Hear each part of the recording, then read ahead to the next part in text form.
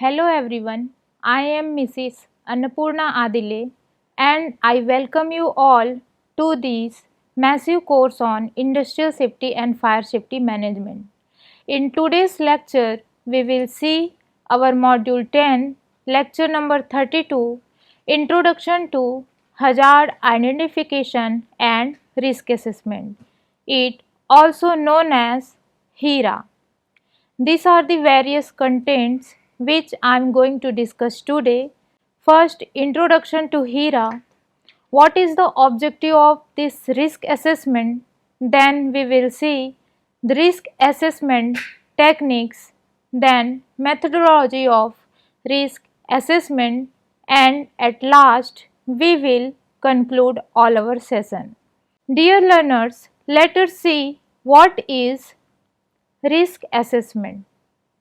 In our daily lives, there are numerous needs and various industries have emerged to meet these demands. These industries encompass a multiple of hazards, risks and potential causes of loss of life. Consequently, a comprehensive array of safety procedures must be implemented in strict accordance with the safety standards, rules, regulation and legislations. While this advancement has undoubtedly increased its production, it has also amplified the potential for hazardous situations and critical moments. Therefore, organizations have been compelled to introduce new safety measures, standards, legislation, and policy to enhance overall safety. Safety management should have foremost step to any organization as the hazards come in terms of near miss, minor injury, but unless safety precautionary measures are taken, it may lead to a major accident. Risk management program has been implemented to control such major accidents, hazards and injuries for which risk assessment are required.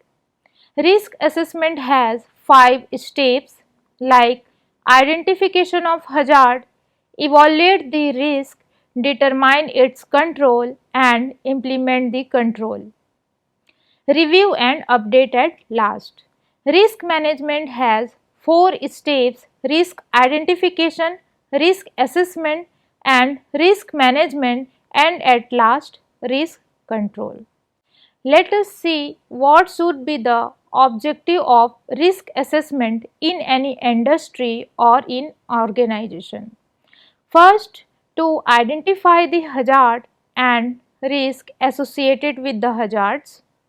Next, to study an effect of such risk on employees, contractors, working inside public and environment and in visitors. To implement control measures regarding risk identified. Also to comply with the legal provisions, safety standards of various safety and environmental laws. Also its objective is to document the findings and at last review and update. Let us see what is risk assessment. Combination of the likelihood and consequences of specified hazardous event occurring is known as the risk. The purpose of the risk assessment is to minimize the risk resulting from the hazard. Fire, explosion, combustion, pool fire, jet fire or combination of these all is most common hazards associated within any industry. If an industry is stabilized, hazards are very common that can never be eliminated. Hence, hazard analysis and risk assessment has been developed to improve the working environment, safety, reliability, performance and overall safety. Let us see the methodology of risk assessment. First one is form a multidisciplinary group should be there as a first priority. In second, identify the risk associated with the particular hazard in each activity of a process. Third one, compare with the risk matrix, then find out the severity and likelihood and risk level. Fourth step is to implement control measures regarding the risk identified. Then find the residual risk and acceptable level of risk. At last, we will document the findings, then review and update. Dear learners, let us see these all steps one by one in detail. As we already know, the first step is a formation of multidisciplinary group of risk assessment, which also include the safety officer, health safety and environment officer, and etc. Second one is to identifying the hazard. Let us see the what is the meaning of identifying the hazard.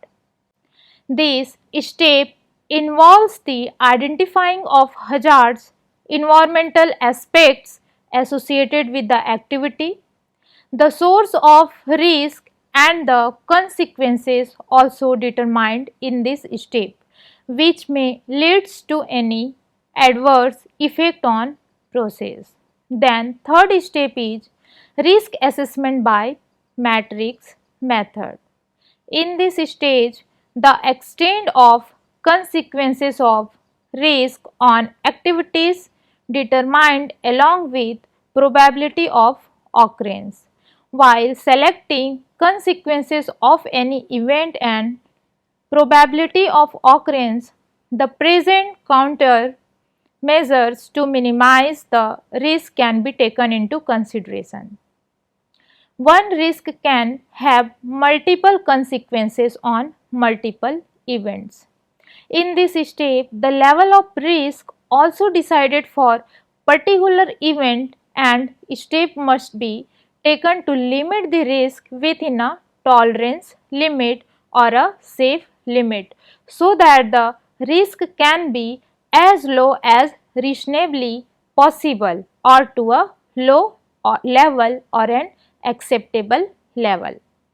The risk evaluation shall be done by listing out the existing risk control measures like likelihood of occurrence or probability, assessing the potential severity of the health and safety hazards, environmental aspects and ascertaining the risk or impact level based on the likelihood and severity.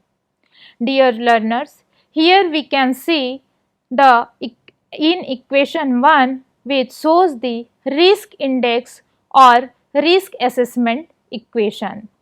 Risk index is defined as the multiplication of severity and likelihood of occurrence. Let us see what is the likelihood of occurrence.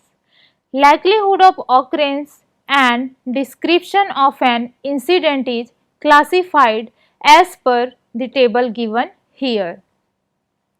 Here we can see the different type of likelihood of occurrence and its description.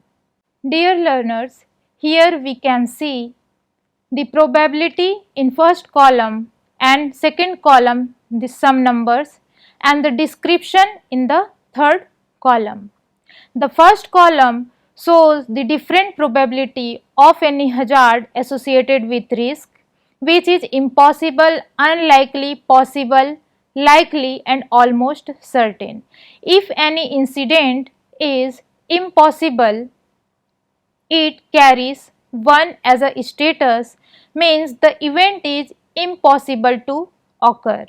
Similarly, if any event or accident are very unlikely but remotely possible, then we will state it as 2 and its probability will be unlikely.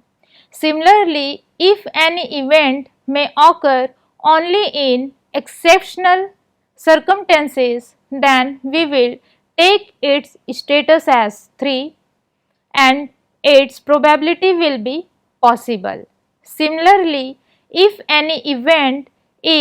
the event will probably occur in most circumstances, then we will state it as 4 and it will be likely as a probability.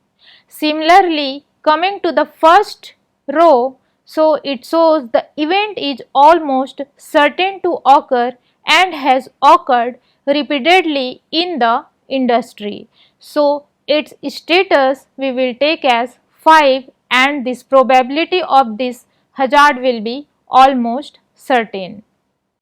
Next one is severity. Severity is the degree or extent of harm that can be caused by the hazards or the environment aspects as a result of an incident. Severity is classified as per the table given in its screen. First column show the severity of various type of accident and column 2 shows its status. Coming to downward to upward, severity number 1 shows the insignificant or negligible or no injury or illness. It means, dear learners, if any hazard has a potential to cause no injury or illness, then we will take its severity as 1. Similarly, if any hazard result as a first aid treatment only, then we will take its severity as 2. Similarly, if any hazard or risk associated shows the non-reportable injury or LTI, which is also known as lost time injury or illness resulting in less than 2 days of work, then we will take its severity as 3.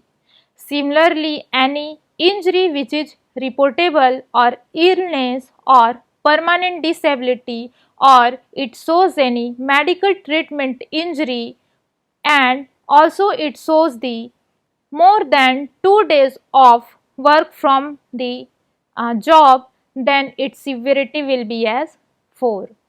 First one is fatality, means death. Second one is lost time injury, means a lost time injury is an occupational injury or disease that result in a worker's inability to perform routine work function or the next calendar day after the injury. Third one is medical treatment injury. Medical treatment is defined as occurring when an injury or disease require a higher degree of patient management to ensure a full recovery. Next one is first aid injury. First aid is a temporary or immediate care given to the victim of an accident or at the location where it occurred. It often consists of a one-time short-term treatment and requires little technology or training to administer. First aid may include minor cut, scraps, minor burn, applying bandage and dressing, etc. Last one is near miss incidents. It means the incident which has a potential to cause an injury but fortunately it could not cause, means those unplanned events that otherwise could have led to an injury or damage. Dear learners, let us see the matrix of this risk assessment and implement this formula probability into likelihood of occurrence. Once the likelihood of occurrence and severity have been stabilized, the risk or impact level can be determined by selecting the appropriate row from likelihood and by selecting appropriate column for severity. The cell where they intersect indicates the risk level of particular hazards. Here we can see the risk matrix in our screen. Here the row from the likelihood of occurrence shows from left to right and 1 to 5. Similarly, from lower to upward shows the severity from 1 to 5, and between these we can see the different level of risk divisions. Let us see what is this different level of risk indicates. Here we can see that this dark green, which comprises with the 0 to 4 as in risk, which is lower risk, which shows as a description control may still be justified or determined and additional control not required, means this comprises with the low level of risk. Similarly, this matrix is divided in a little light green from 5 to 8, which shows the moderate level of risk, means some appropriate controls are required. Similarly, the yellow color, which is from 9 to 12, indicate high risk, means strong control are required. The orange color, light orange color shows from 15 to 16 a very high risk, means extensive action are required to control this risk level. Then next, red color, which shows a severe risk, which is 20 in matrix, and it shows extensive or strong actions are required to control such risk level. And at last we can see the maroon color, which shows the extreme level of risk, means it is unacceptable risk level and action required to eliminate or reducing this risk level immediately. Dear learners, now we will see how to control these different level of risk. Means once the risk index and risk level have been determined, control measures need to be implemented on the basis of level of risk to reduce it to acceptable level. Here we can see a hierarchy of control. First one is elimination, second one is substitution, then we will do engineering control, that administrative control, then at last personal protective equipment. Let us see this all in detail. First one is elimination. Elimination of any risk is first approach to reduce the risk. In this step, we will try to eliminate the existing risk or remove it from the workplace. If possible, try to eliminate the risk altogether. Example, elimination of the hazards by design, adopting safe process or technology, remove unnecessary material from workplaces which may cause harm and may lead to an accident. Remove spillage from the workplace. Second one is substitution in control, means if the elimination of any risk is not possible, then substitute in the next step of risk control, in which more hazardous alternatives are changed to a less hazardous.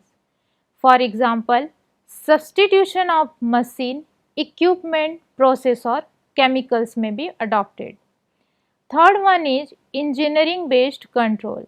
Engineering control by providing built-in enclosure, guarding, tripping of equipments or confinement of any hazards. Dear learners, next step is administrative control or system based control, means providing signage boards, warning signs, adequate supervision, training and job rotation may be adopted. Last and fifth one is people based control or personal protective equipment. It includes safety goggles, safety shoes, safety boots, ear muffs, ear plugs, safety gloves, respiratory protections and aprons, etc. Here we can see some coding for different type of controls like awareness, training, personal protective equipments, safe operating procedures or standard procedures, work instructions, warning signs, legal testing with records, administrative control, work permit system, engineering control, and at last substitution. Dear learners, this we can see in our screen some norms for reducing the risk level. Awareness, training, PPE and safe operating procedures. If we will adopt this type of control measures, then we will reduce our risk by 1. Second, if we will reduce our risk by 2, then we will have to apply awareness, training, personal protective equipment, safe operating procedures, warning sign by 2. If we will reduce our risk by 3, then we will apply awareness, training, personal protective equipment, safe operating procedures, administrative control and work permit systems.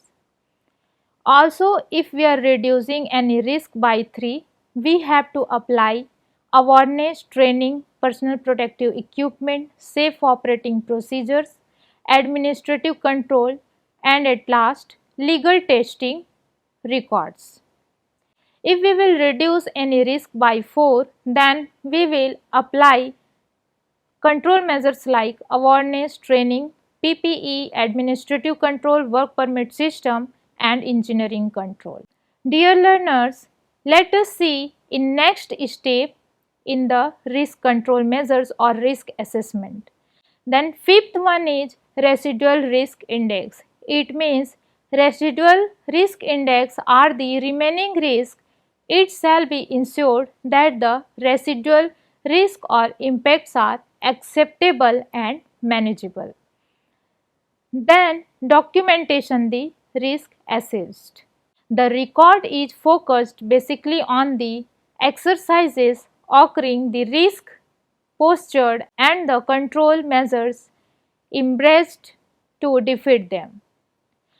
Last one is review and update, means engineer in charge and HSE in charge shall conduct periodic inspection to verify the implementation of control stipulated in the safe work method statement.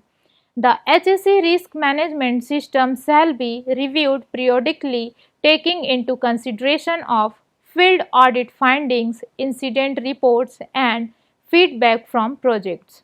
The EHS risk assessment shall be maintained up to date.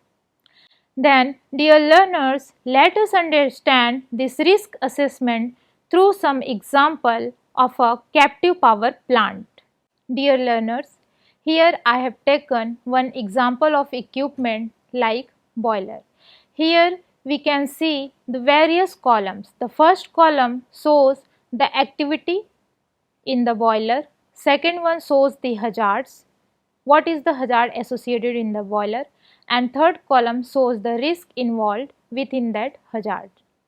Next column shows the assessment, means risk assessment, which I already have discussed the formula severity into likelihood of occurrence. Then risk index, then what is the personal protective equipment should be used within that hazards.